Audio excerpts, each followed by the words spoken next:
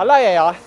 Husker du barndommens tirsdager, da du løp til nærmeste bladkiosk for å kjøpe det nyeste Donald Duck-bladet? Ja, og så selvfølgelig også kanskje en pose med snop. Ja, i dag er jo de fleste av disse bladkioskene vekke, men de fortjener likevel sin lille bergenshistorie, og den hadde jeg tenkt å fortelle dere. Ja, vi skal tilbake i tid. I 1893 fikk kjøperen Fogelsang konsesjon til å selge noen aviser og blader, samt kort, skrivepapir og frimerker. Firmaet Bergens avis- og telefonkiosker var en realitet, og Fogelsang sine kiosker, som det ble kalt, var fantasifulle byggverk med tårn, utstyrt med dragehoder og urskiver pekende i 4 retninger. Det var nesten som Bergen hadde fått sine egne små slott. Et eksempel på dette kan vi jo se bak her, da. Samme type. Ja, i 1894 påla dessuten kommunen Fogelsang å henge opp annonser for en rekke kommunale institusjoner i kioskene. I bytte fikk kioskene fritak fra konsesjonsavgiften, og kioskene ble også utstyrt med telefon. Den 27. mars 1899 undertegnet Jon Grieg, Lea og Narvesen en avtale om å overta firmaet Bergens avis- og telefonkiosker. Og hver av de 3 stilte med 8000 kroner i oppstartskapital. Narvesen fikk ansvar for selve driften, og snart ble vareutvalget utvidet til å etter hvert bestå av innen- og utenlandske aviser, ukeblader, kort, frimerker, bykart, gassmerker og offentlige skjema. På begynnelsen av 1900-tallet hadde kiosken egentlig derfor fått en ganske viktig rolle i bybildet. Ja, ved oppstarten i 1899 fantes det 5 kiosker, drevet av 10 kioskdamer. Ja, menn kom inn i dette yrket mye senere. Ja, egentlig så sent på 50-tallet. De bergenske kioskdamene utgjorde ifølge samtidens kilder en egen rase. De tjente dessuten 15 kroner måneden og sto lange dager i trekkfulle treskur med osende parafinovner som eneste form for varme. Kioskdamene ble dessuten nabolagets informasjonssentral. Du vet, de kjente portotakstene, de kjente strøkets geografi og telefonnumre, og så samt selvfølgelig alt naboene gjorde på. Gjøren og laden, som vi ville kalt det. Kioskdamene lå i krig med avisguttene som solgte aviser også. Guttene hadde forbud mot avissalg nærmere enn 10 meter fra en aviskiosk, noe de selvfølgelig gjerne brøt med å hevde at gaten er fri for alle. Mest kjente avisselgeren i byen som solgte på gaten, det var Gusten, som dere ser på dette bildet. Han var en sagnomsust skikkelse i Bergen. August Gusten Rikardsen kom opprinnelig til Bergen som blindpassasjer fra Vestindia i 1888, og var en populær person hos kioskdamene. Det ble sagt at han var en reklame i seg selv, og trakk folk da han kunne kaste avisene i luften og begynne å danse av ren livsglede på en god dag.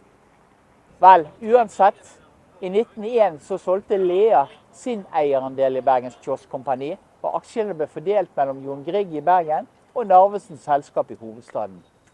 Og ting var i endring. I løpet av de første 10 årene på 1900-tallet ble nemlig arbeidsforholdene mye bedre i kioskene. Kioskene ble utstyrt med linoleumsdekke på gulvet, gassfyring og til slutt faktisk elektrisk oppvarming. Dette er fremskritt. I 1920 ble det også inngått arbeidsavtaler som sikret ordnede arbeidsforhold for kioskdamene. En av byens mest karakteristiske bladkiosker er den som vi ser bak oss her, Rundetårnet. Den ble tegnet av Hassel og reist i 1929. Opprinnelig var det delvis pissoar og delvis bladkiosk, det husker jeg faktisk. Etter krigen endret kioskvirksomheten seg ytterligere. Vareutvalget vokste, og kundene krevde raskere distribusjon. Nå fylte heller ikke tidligere kiosker lenger tidens krav, og nye, mer moderne kiosker ble derfor etter hvert bygget. I 1948 kom enda et skifte, for nå overtok Narvesen aksjemajoriteten i Bergens Kioskkompani alene fra Grieg-familien. Likevel fortsatte virksomheten under sitt tradisjonsrike navn i mange år, altså Bergen Kioskkompani. På 1950-tallet så skjer det jo ting. Da blir tegneserier som Donald Duck Erik og Vill Vest, som dere sikkert husker. Det blir kioskenes gullgruve. Barna blir viktige kunder, og kioskdamene kommenterte jo da gjerne lesestoffet. Men jammen mange av disse bladene tidige også. Vel, i 1959 kom sjokolade og tobakk inn i vareutvalget, selvfølgelig til stor irritasjon for tobakksforhandlerne. Forklaringen på hvorfor dette skjedde kom i Bergens Arbeiderblad, som det het. Det er ikke hyggelig for røkerne å komme løpende til kioskene og så stå overfor en tobakksløs dame. Her ser dere en kioskdame fra Bergen Kioskkompani. Bildet er fra 1959, og herren er kledd etter datidens norm i hatt og frakk. Damen på forsidecoveret derimot er usedvanlig lettkledd, årstiden tatt i betraktning. Vel, på begynnelsen av 60-tallet hadde Bergens Kioskkompani et utvalg av 200 norske aviser, 140 blader og 400 utenlandske titler. Et lite univers av trykksverte. Ja, på samme tid kjøpte Narvesen ut de andre parthaverne i Bergens Kioskkompani. Vel, også fra 1960-tallet og utover fantes det flere endringer i kioskdriften. Blant annet så søkte Bergens Kioskkompani i 1964 kommunen lov til å selge is, brus, frukt og tobakk. Noe som startet en liten krig i handelsstanden. Men til tross for motstanden så vant kioskene frem. På 70-tallet så hadde bladkioskene utviklet seg til å bli, hva skal vi kalle det, rene overflødighetsform. Alle slags aviser, blader, tobakk, sjokolade, ulike typer billetter med mer. Men så dere vet, alt som går opp kommer ned. Etter 2020 har flere hundre norske kiosker lagt ned virksomheten sin. I november 2025 gikk også Narvesen ut i media og fortalte at de ville stenge 70 kiosker. Og årsaken?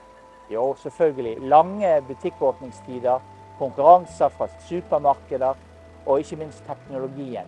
Billetter kjøper vi på nett nå, og aviser leser vi på mobilen. Og kiosken, som en gang var byens pulserende knutepunkt, er nå derfor i ferd med å bli et slags nostalgisk minne. Trist, men verden går fremover på godt og vondt, og dette er et sånt eksempel.